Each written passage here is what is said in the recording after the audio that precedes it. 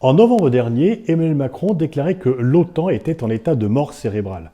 Cela crée un choc, effectivement.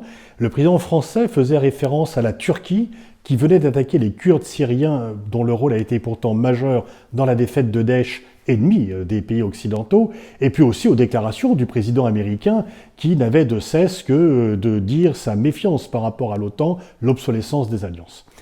Le secrétaire général de l'OTAN a mis en place un groupe d'experts pour faire un rapport qui lui a été rendu, et à la lecture, on voit que l'OTAN est dans une santé époustouflante, et que finalement, les thèses américaines sont vraiment triomphantes, qu'il n'y a pas tellement de remise en cause, et qu'il faut continuer à aller de l'avant. Et quand on lit ce texte, on se dit que la France, dans sa recherche de l'autonomie stratégique, est bien isolée et que c'est au contraire un agenda américain qui va certainement être renforcé par l'arrivée de Biden au pouvoir qui règne sur l'OTAN. Donc l'OTAN se porte à merveille et veut continuer d'imposer finalement un agenda américain à des pays européens qui semblent tout à fait consentants pour continuer à le subir. Dès le départ, le rapport se félicite qu'alors qu'elle rentre dans sa 8e décennie d'existence, l'OTAN est l'alliance qui a le plus merveilleusement réussi dans l'histoire et que 30 ans après la fin de la guerre froide, elle a survécu à toutes les épreuves qui auraient pu l'atteindre parce qu'effectivement, on peut constater que 30 ans après la fin de la guerre froide qui avait suscité sa création, l'OTAN existe toujours et tient solidement sur ses bases. Le rapport dit qu'il faut renforcer les consultations entre alliés, très bien, et renforcer le rôle politique de l'OTAN, mais renforcer le rôle politique de l'OTAN, on peut le lire comme renforcer le rôle politique des États-Unis au sein de l'OTAN et parmi les pays européens. Le rapport se félicite que l'OTAN a survécu à toutes les états-nations, donc fin de la guerre froide, 11 septembre, qu'elle est toujours forte, et elle dit que l'alliance a toujours été basée sur des valeurs partagées. Alors, on peut contester ça parce que le Portugal salazariste est membre depuis le départ, les différents coups d'État militaires n'ont jamais mis de côté le statut de la Turquie, et la Grèce des colonels de 67-74 n'a jamais été mis de côté par l'OTAN. Donc l'OTAN s'est quand même accommodé de l'existence de dictatures en son sein. Le rapport évoque un tournant qui aurait été pris en 2014 lorsque la Russie a annexé la Crimée, en violation du droit international, c'est vrai.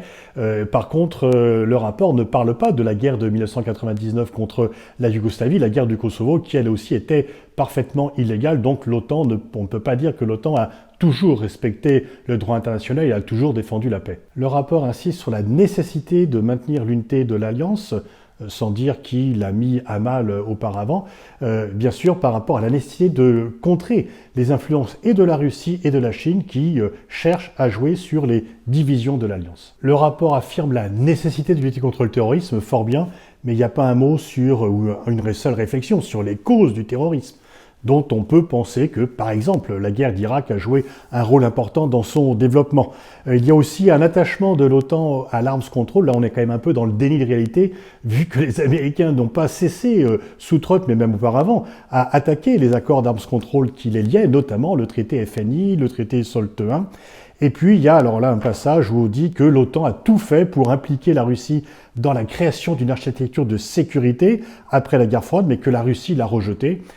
C'est vraiment quasi comique quand on se rappelle quand même l'extension de l'OTAN contre les promesses faites à Gorbatchev, le déploiement du système antimissile, la guerre du Kosovo, les propositions de Medvedev sur une architecture européenne de sécurité qui ont été rejetées, mais bien sûr, pour l'OTAN, tout ceci est de la faute de la Russie. De même, lorsque le document appelle au plein respect du droit international, on peut penser que c'est du comique involontaire si on se rappelle de la guerre du Kosovo ou de la guerre d'Irak. Le rapport insiste aussi sur la nécessité de garder 2% du PIB aux dépenses militaires et de prendre des nouveaux équipements. On voit l'appel à acheter américain qui est quand même très clair, et le rapport met en garde contre le fait que le Covid-19 et la crise économique qu'il suscite ne doit pas interrompre l'effort militaire et donc continuer un peu à alimenter le complexe militaro-industriel américain. Il est également dit que l'OTAN doit devenir le principal forum de consultation pour les questions spatiales, mais également s'occuper du sud, de son flanc sud et pas uniquement de son flanc est.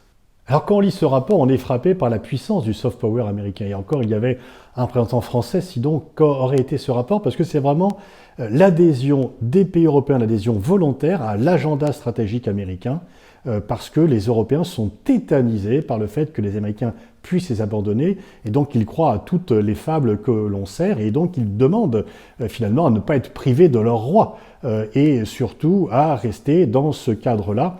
Et donc ce qui me paraît dangereux, c'est l'extension tous azimuts de l'OTAN. Ça fait déjà assez longtemps qu'elle est en route. Extension géographique, extension thématique, mais à chaque fois sur un agenda américain, et purement américain. Est-ce que l'OTAN a vocation de devenir une alliance de défense contre la Chine? Est-ce qu'elle doit le faire parce que les États-Unis sont en compétition avec la Chine pour la suprématie mondiale? Est-ce que c'est vraiment ça l'agenda européen?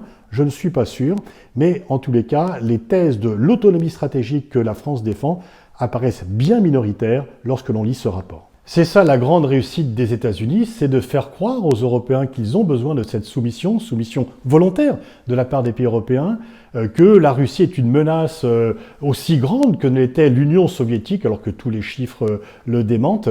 Et donc là, effectivement, on voit que l'OTAN est une formidable machine à fabriquer de l'opinion et que c'est un succès, c'est une réalité désagréable, mais c'est une réalité.